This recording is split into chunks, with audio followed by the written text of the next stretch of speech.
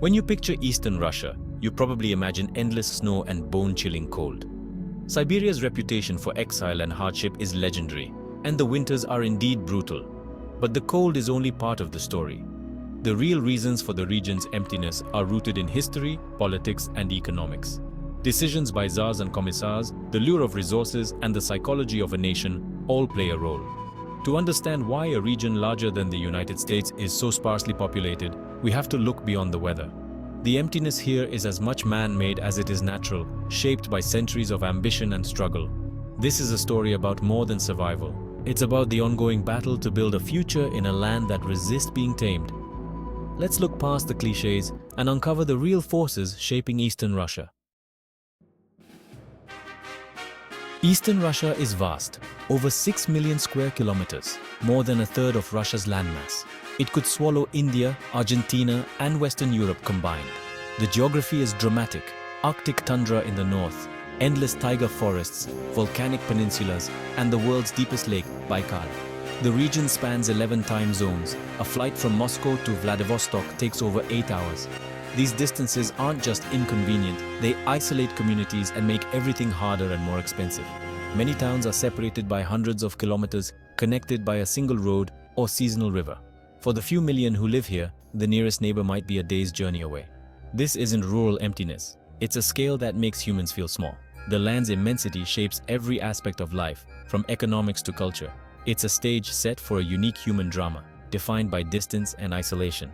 Understanding this scale is key to understanding the region's challenges.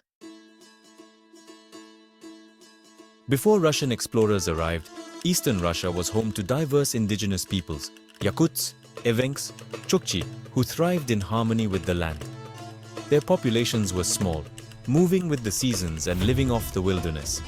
Everything changed in the 16th and 17th centuries, when Russian adventurers pushed east in search of furs. The Tsars encouraged expansion, building forts that became towns, but for indigenous peoples, this brought disease, conflict, and upheaval. Siberia also became a place of exile for criminals and dissidents, a policy that both punished and populated the region. The Trans-Siberian Railway, completed in 1916, was meant to bind the east to Russia's heartland and encourage settlement. Some peasants moved east for free land, but the numbers were never enough.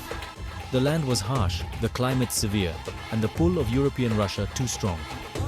By the early 20th century, Russian presence was established, but the population remained sparse. The groundwork was laid, but it was the Soviets who would try to truly populate the east at a tremendous human cost. The Tsarist era set the stage for the next, more brutal chapter. The Soviets saw Eastern Russia as a treasure trove of resources: coal, oil, diamonds, gold. They launched massive industrial campaigns, building cities from scratch around mines and factories. To staff these projects, they expanded the Gulag system. Millions were sent to forced labor camps, building infrastructure in brutal conditions. Cities like Magadan were built by prisoners, and the human cost was staggering. The government also offered incentives, higher pay, better housing, to attract workers, creating a mix of idealists, professionals, and ex-prisoners. For a time, the population grew, but it was artificial, entirely dependent on state subsidies. Most towns revolved around a single industry, surviving only because Moscow propped them up. When the Soviet Union collapsed, subsidies vanished, factories closed, and people fled west. The population boom turned into a mass exodus, leaving behind struggling towns and abandoned dreams. The Soviet experiment left a legacy of hardship and depopulation. The scars of this era still shape the region today. The promise of a new life in the East evaporated almost overnight. The human cost of these grand plans is still felt across the landscape.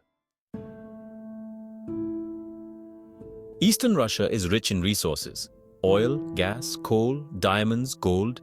Yet its people remain poor. The economy is built on extraction. Companies, often based in Moscow, take the wealth and send profits elsewhere.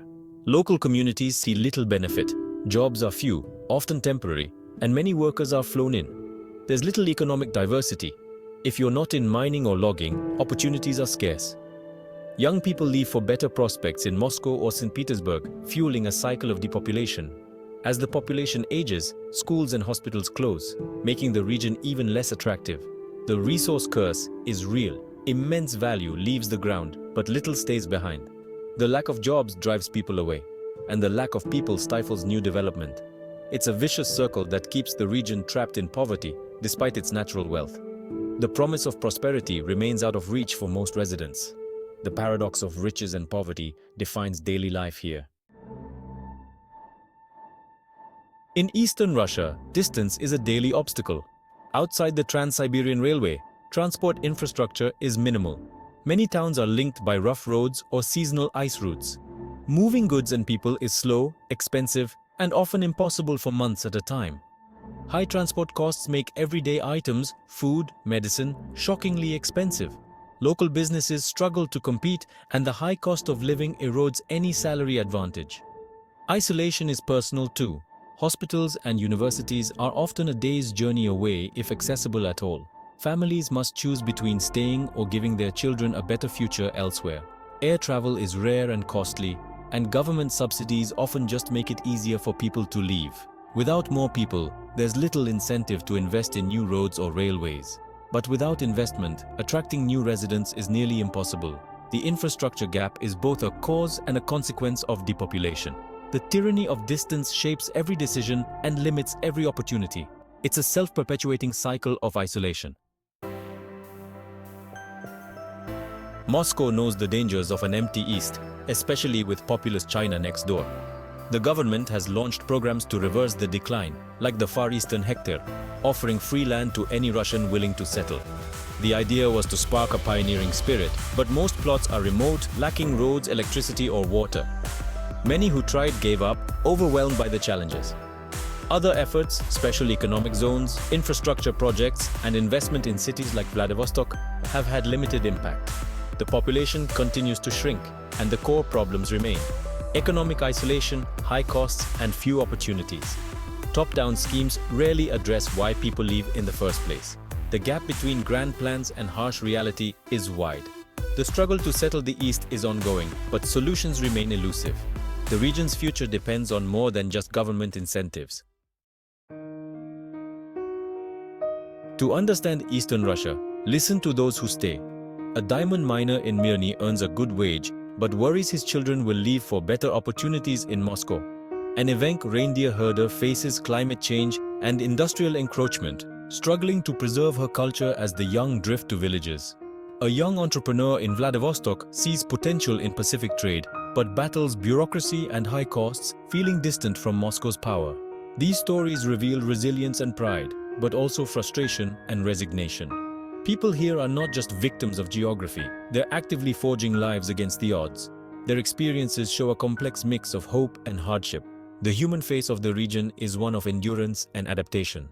Despite the challenges, many remain deeply attached to their land. Their stories are more telling than any statistic. They embody the paradoxes of life on Russia's far edge. The future is uncertain, but their determination endures. These are the voices that define the real Eastern Russia. What lies ahead for Eastern Russia? The challenges are immense: shrinking population, extractive economy, and a vast infrastructure gap. The risk is that the region becomes a resource colony, managed by a dwindling population. Yet, there are glimmers of hope. As Asia's economic power grows, Eastern Russia's location could become an asset. Cities like Vladivostok could thrive as Pacific hubs if Russia invests in people, not just projects. A new approach, empowering local communities, diversifying the economy, and improving quality of life, could change the region's fate. The land is ecologically vital and geopolitically significant. Its future matters for Russia and the world. Eastern Russia remains a land of paradoxes, a blank canvas for a new story. The next chapter is still unwritten.